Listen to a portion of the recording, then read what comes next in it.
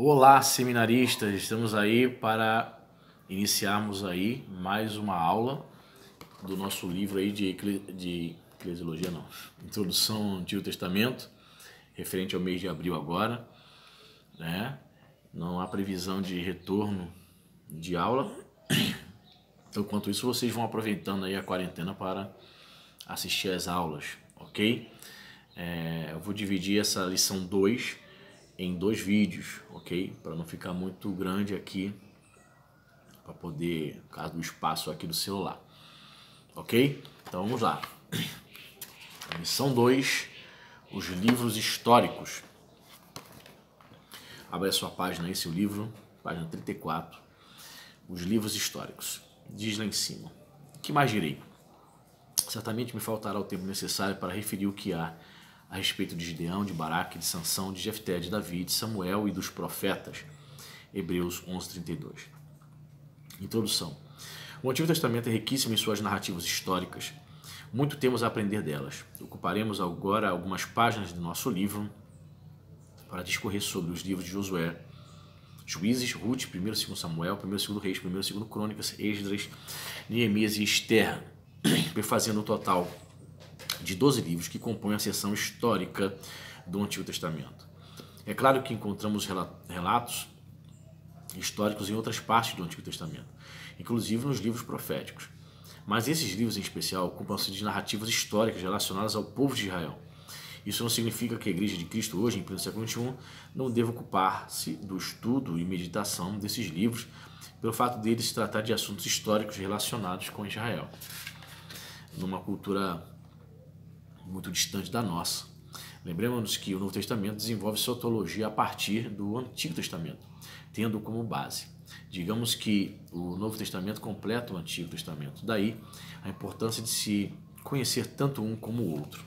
Alguns cristãos eles têm essa inclinação, caem nessa tentação de enfatizar somente o Novo Testamento. Claro, até porque vive na Nova Aliança e tal, em Cristo Jesus.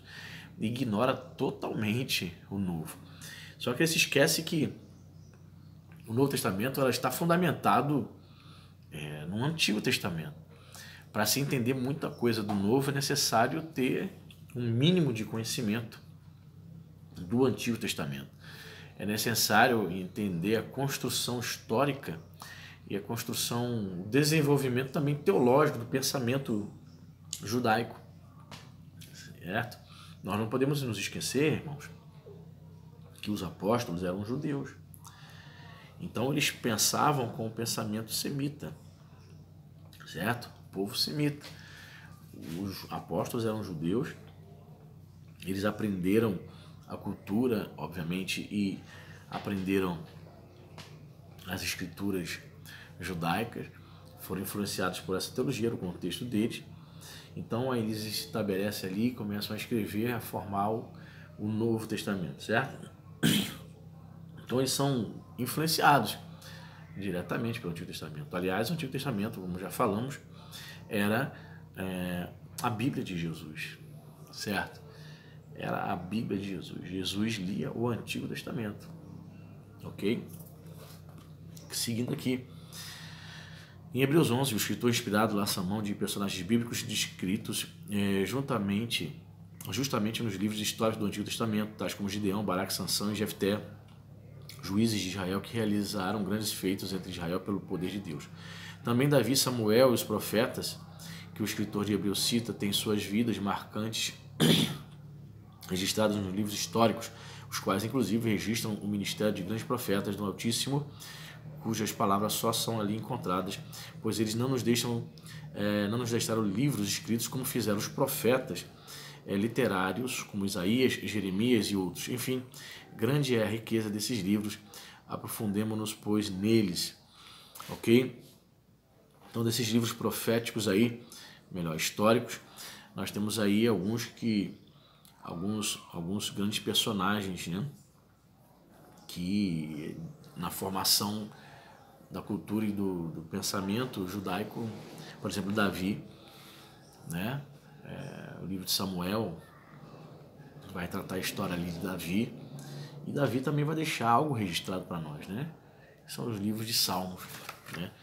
Então temos aí personagens onde temos a narrativa das suas vidas, da sua história, e temos livros que foram escritos por eles. Então, na página 35, lá no segundo parágrafo, diz o seguinte: a abrangência de tempo dos livros históricos. Os livros históricos abrangem um período de tempo que vai desde a conquista da terra de Canaã pelos israelitas e seu estabelecimento ali até o retorno do exílio babilônico. Muita discussão existe entre os estudiosos sobre a data da conquista de Canaã por Israel. Várias datas são propostas, mas há duas principais. Uns apontam uma data mais antiga, no 14º século a.C., outros uma data mais recente, no 12º século a.C. Sobre a questão da data do êxodo da conquista, comenta o biblicista Norman Geisler, que aliás faleceu recentemente, né? Norman Geisler diz o seguinte: conquanto muitos eruditos da atualidade tenham proposto uma data posterior para o evento do êxodo, de 1270 a 1260 a.C., há evidências suficientes para se dizer que não é necessário aceitar essa data. Uma explicação alternativa nos fornece o melhor relato de todos os dados históricos e coloca o êxodo por volta de 1447 a.C. Primeiro, as datas bíblicas para o êxodo colocam nos anos em torno de 1400 a.C., já que 1 Reis 6.1 declara que ele ocorreu 480 anos antes do quarto ano do reinado de Salomão, o que foi por volta de 967 a.C. Isso colocaria o êxodo por volta de 1447 a.C., de acordo com Juízes 11:26, que afirma que Israel passou 300 anos na terra até o tempo de Jefté, o que foi cerca de 1000 a.C. De igual modo, Atos 13:20 diz ter havido 450 anos de juízes de Moisés a Samuel, sendo que este último viveu por volta do ano 1000 a.C. O mesmo ocorre com respeito aos 430 anos mencionados em Gálatas 3:17, abrangendo o período de 1800 a 1450 a.C. de Jacó a Moisés. O mesmo número é usado em Êxodo 12:40.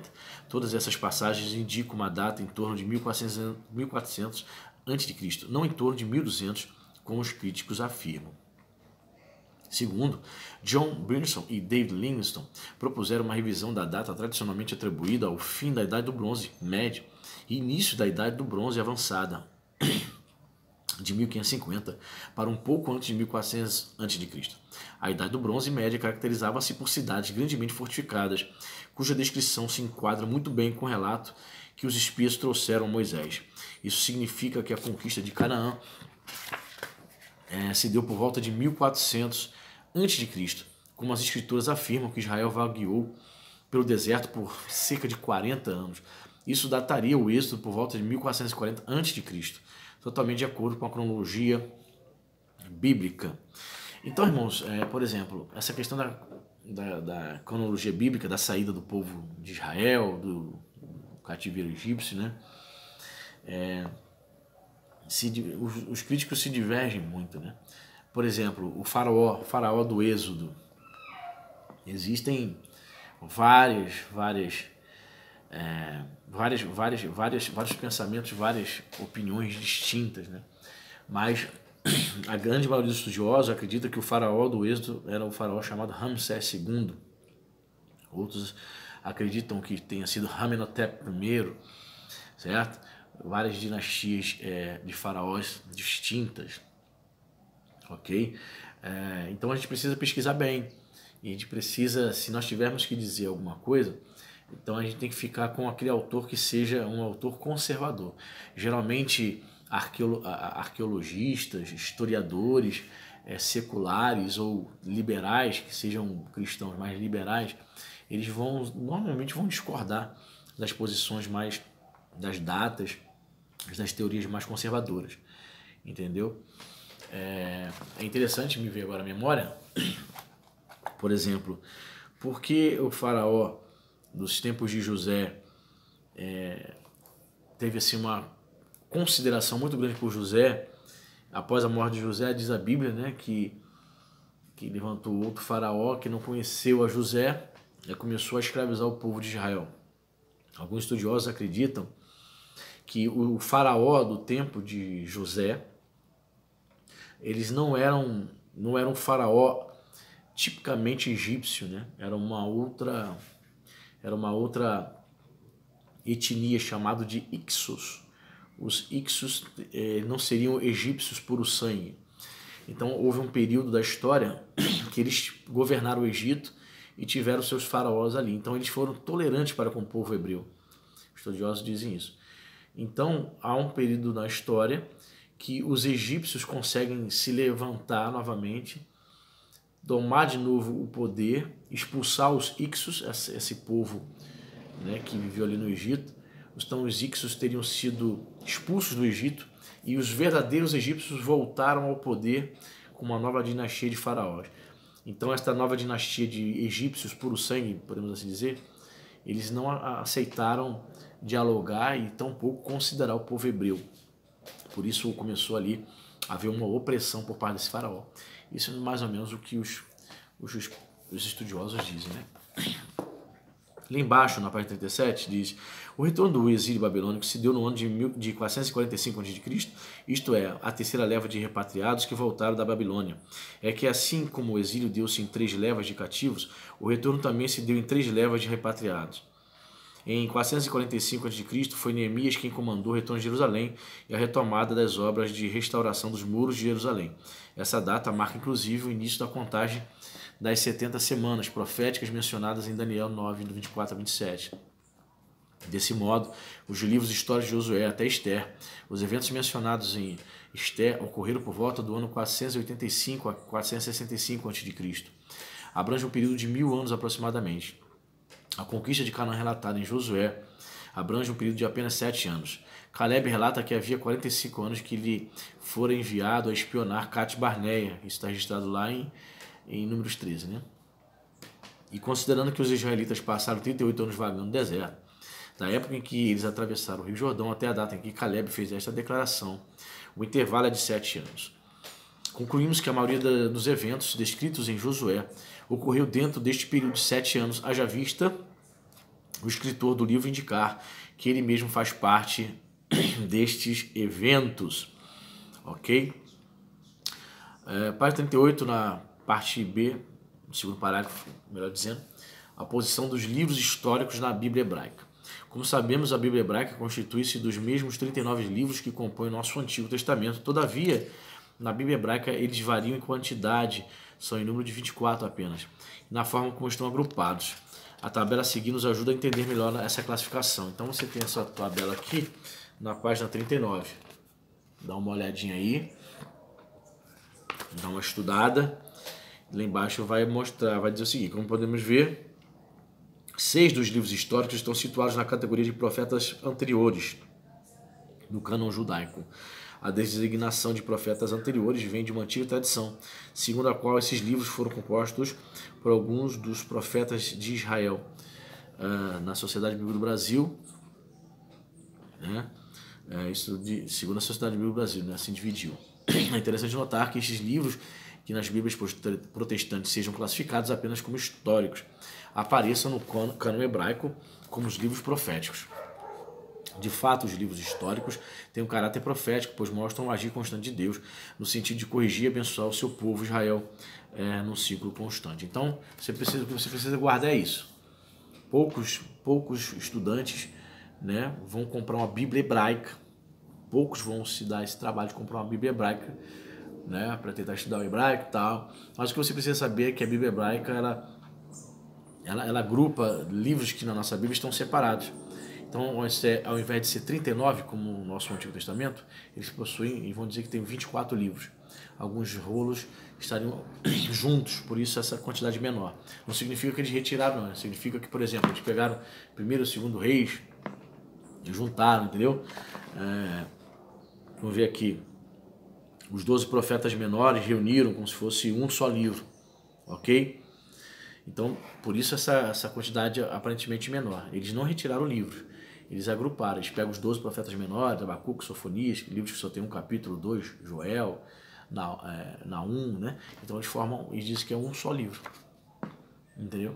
Aí a Bíblia hebraica vai dizer, nós temos 24 livros, nesse sentido. Não que eles tenham retirado, mas eles agruparam livros que nós consideramos individualmente como único, eles vão agrupar com outros, aí vão dizer, é um só livro, os 12 profetas menores, por exemplo. Ok? Página 40, segundo parágrafo, o livro de Josué. No livro de Josué vemos Deus cumprindo a promessa que havia feito aos patriarcas Abraão, Isaque e Jacó e dar-lhes por herança a terra de Canaã. O livro de Josué, já no seu fim, declara que nenhuma promessa falhou. De todas as boas palavras que o Senhor falara à casa de Israel, tudo se cumpriu. 40 anos depois, 40 anos após peregrinar pelo deserto, o povo de Israel agora adentra na terra de Canaã para conquistá-la. A primeira geração de israelitas que havia saído do Egito morreram no deserto, pois Deus assim havia determinado que seria como um castigo pela incredulidade daquela geração. Mas houve duas exceções. Josué e Caleb, os dois espias que juntamente com os outros 10 foram enviados por Moisés para espiar a terra de Canaã 40 anos antes. Somente eles creram firmemente na promessa de Deus e receberam Canaã por herança. A segunda geração de israelitas, de 20 anos acima, agora passa a conquistar a terra da promessa e nela vai se estabelecendo gradualmente. O principal personagem humano no livro de Josué é o próprio Josué. O homem temente a Deus e por ele escolhido, fiel a ele, submisso à sua direção e resoluto em servir ao Senhor. É assim que temos Josué apresentado no livro que leva o seu nome. É imperioso, contudo, ressaltar que o alvo principal do livro é descrever a ação de Deus em favor do seu povo. É Deus quem dirige todos os eventos relatados no livro de Josué, e é Ele quem orienta a Josué e quem corrige seu povo quando necessário. Um fato interessante sobre Josué é que originalmente ele não se chamava Josué, mas apenas Oséias. Isto é relatado em Números 13:16. É que Oséias significa, no hebraico, salvação, ao passo que Josué significa o Senhor, e Yahvé é a salvação, ou o Senhor é a salvação. Quanto a ser o próprio Josué o autor humano do primeiro dos livros históricos, não há evidência textual suficiente e conclusiva no livro para fundamentar esta posição, a não ser o fato de Josué teria escrito a sua despedida em Josué 24. A tradição rabínica no Talmud atribui a autoria do livro ao próprio Josué. 2 vezes no livro o ato de escrever é associado a Josué. Mas seja como for, o que mais importa para nós é o peso da inspiração divina que repousa sobre o livro de Josué. Então, queridos, podemos entender então que Josué, o sucessor de Moisés, foi ele que escreveu esse livro, E Deus, era interessante isso, Algo que nós não vemos muito presente em Moisés, Nós vemos essa liderança presente como se fosse um general, um guerreiro em Josué, para poder entrar em Canaã. Deus deu uma ordem para ele que ele entrasse em Canaã e expulsasse os moradores que agiam lá. Interessante isso, As pessoas acham que Canaã era uma terra deserta, que não tinha ninguém morando lá. Pelo contrário, haviam lá 7 povos, Os heteus, ferezeus, heveus. Eram povos extremamente idólatras, que tinham costumes idolátricos, dos quais o Senhor diz que seriam uma má influência para o povo judeu, por isso eles tinham que expulsar esses povos de lá. Então Josué encabeçou isso. Ele é o sucessor de Moisés e responsável por conduzir a entrada do povo de Israel para Canaã, a famosa terra prometida, que mana leite e mel. Página 42, o livro de Juízes. Nos documentos judaicos mais antigos, o livro de Juízes recebe o título de Sefer Sofetim, ou um livro de juízes ou governadores. Esta nomenclatura reflete bem o conteúdo do livro, que retrata um período da história de Israel em que não havia rei, mas juízes, que foram uma espécie de governadores que conduziam a nação. Este período durou mais de 300 anos. O tempo referido por Jefté em Juízes 11:26 refere-se a este período. O tempo dos juízes começa a partir da morte de Josué e vai até o fim do governo de Samuel. O livro de Juízes registra nos seus primeiros 16 capítulos um contínuo ciclo de apostasia de Israel, arrependimento, livramento do Senhor e retorno à apostasia. Deus levantava um juiz que livrava Israel, mas morrendo este juiz, o povo novamente tornava ao pecado. A maneira como Deus enxergava o povo neste tempo vemos em Juízes 2:10. Diz o seguinte: foi também congregada a seus pais toda aquela geração, e outra geração após ele se levantou, que não conhecia o Senhor, nem tampouco as obras que fizera Israel. Embora esta parte da história de Israel seja considerada como estando sob um governo teocrático, do grego theos, Deus, e kratos, governo, foi na verdade um dos períodos mais tristes da história bíblica de Israel. Vemos essa verdade expressa na conhecida frase que marca o livro de Juízes, que diz o seguinte: naqueles dias não havia rei em Israel, cada um fazia o que achava mais reto. O livro de Juízes termina de forma indefinida, demonstrando inclusive, pelo contexto do próprio livro, que aquele foi um período de rebeldia, anarquia e desconhecimento do Senhor. Ao lermos e estudarmos o livro de Juízes, É importante termos em mente que o conceito de juiz aplicado àqueles governadores de Israel não é o mesmo conceito moderno que temos hoje. Os juízes de Israel eram comandantes militares com poderes administrativos absolutos. O seu ofício não era herdado, isto é, não era hereditário como na monarquia. Eles também não eram selecionados a partir de uma tribo específica e nem eleitos pelo voto popular. O próprio Deus era quem escolhia esses juízes e os capacitava, muitas vezes de poderes sobrenaturais, como no caso de Sansão, para executar o livramento do povo de Israel. A autoria do livro de Juízes não é conhecida. Várias hipóteses já foram levantadas quanto à autoria do livro. Já se supôs que cada um dos juízes tenha escrito sua própria história e que depois esses relatos tenham sido reunidos. Então veja bem, foi um período de 300 anos. Por exemplo, Samuel, o profeta Samuel, foi um juiz. Ou seja, há uma posição, um cargo estranho, no mínimo diferente, né? Porque ele não era uma monarquia, ele não era um rei, né? O trono não passava, não era uma dinastia que passava de pai para filho, né? Ao mesmo tempo ele fazia um papel, uma espécie de governador e ao mesmo tempo um papel de pequeno rei, porque quando tinha que ir para a guerra ele tinha que estar à frente. Assim como no período da monarquia, Davi como rei, ele era o rei, mas ele estava também na frente da batalha, era um guerreiro, entende? Então é um período que me parece que o povo de Israel teve muita dificuldade em entender o propósito de Deus, de colocar aqueles homens, porque constantemente o povo abandonava o Senhor, começava a se voltar para a idolatria, né? Não respeitavam muito os juízes, ok? Tanto é que nesse período de transição de juízes para a monarquia, que termina ali com Samuel, que vai ungir Saul como o primeiro rei, sai do período de juízes para o período de monarquia, com Saul como o primeiro rei de Israel, o próprio povo pede, nós queremos um rei. Ou seja, o povo estava inconformado, o povo estava insatisfeito com um governo semelhante ao dos juízes. Aliás, vamos abrir aqui um parênteses aqui, o ser humano não está satisfeito nunca com nada, né? Período de juízes, não está satisfeito. Aí vem o período de monarquia, né? Geralmente o povo não concorda que o poder absoluto esteja nas mãos de um homem só, de um monarca, de um rei, né? Aí não quer, aí quer democracia. Democracia. Com a democracia você tem a oportunidade de votar, de escolher seu representante, aí você vai lá, vota, aí o cara que é eleito consegue maioria de votos, mas as demais pessoas ficam insatisfeitas porque não ganhou aquele que havia votado. Ou seja, a democracia também produz um grande número de insatisfeitos, né? Aliás, Platão, filósofo grego, considerava a democracia, a que nós vivemos hoje, uma forma de governo suicida e muito falha. Olha que história interessante. Ele falava que democracia, né? Demo, povo, cracia, kratos, governo do povo, entre aspas, né? E dizer que as pessoas não podiam não há como ter um governo onde todo mundo quer decidir, todas as pessoas vão escolher, ou seja, na verdade ele está dizendo na entrelinhas que é impossível isso, né? Agradar todo mundo. Então a democracia supostamente ela apregou a justiça porque o representante foi eleito, foi escolhido pela maioria das pessoas.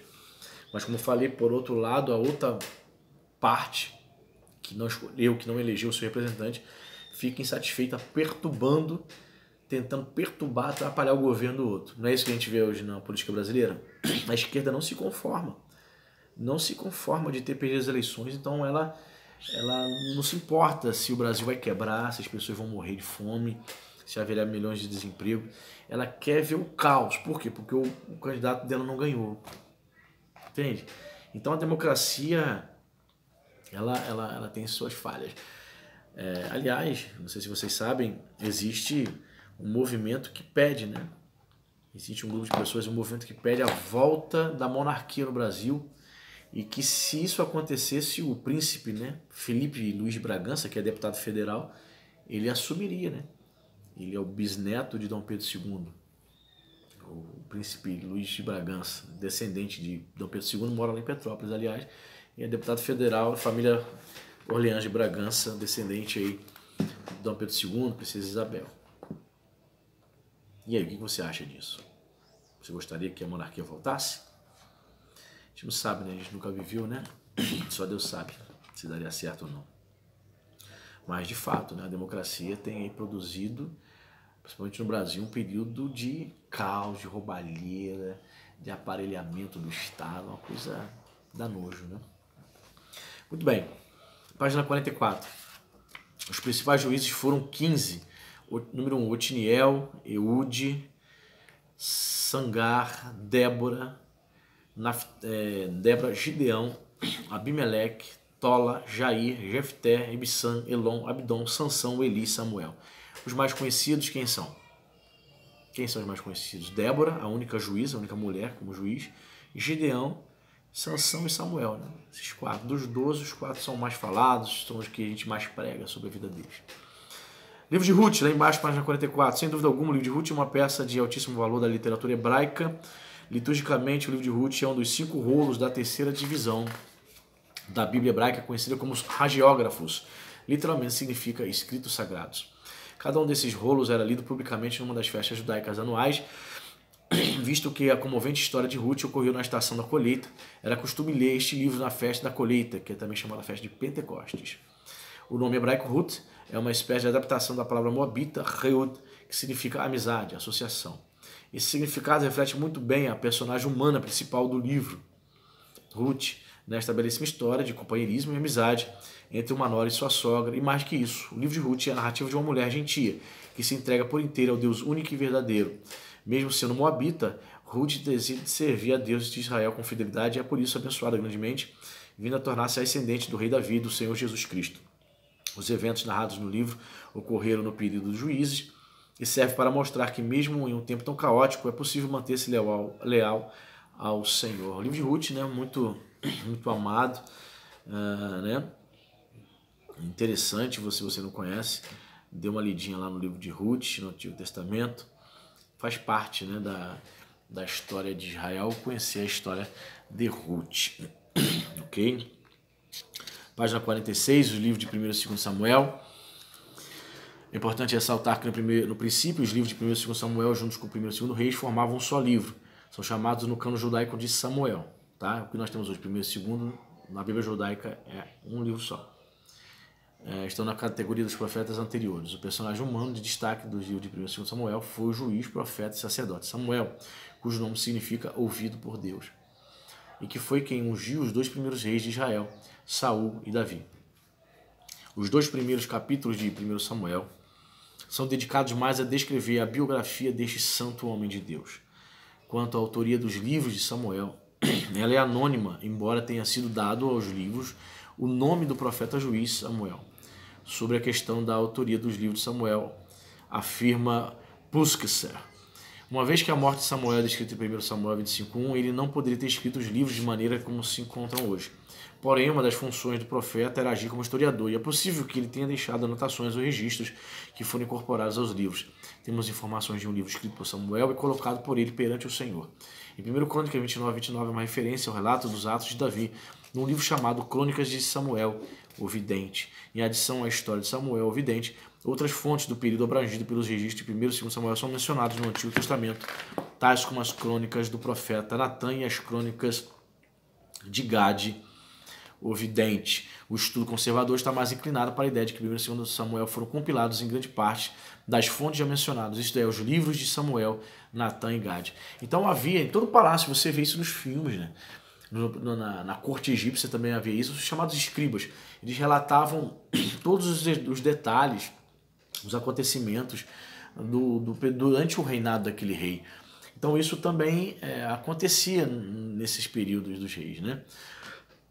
Então temos aqui as crônicas do profeta de Natã, a crônica do Gade, vidente.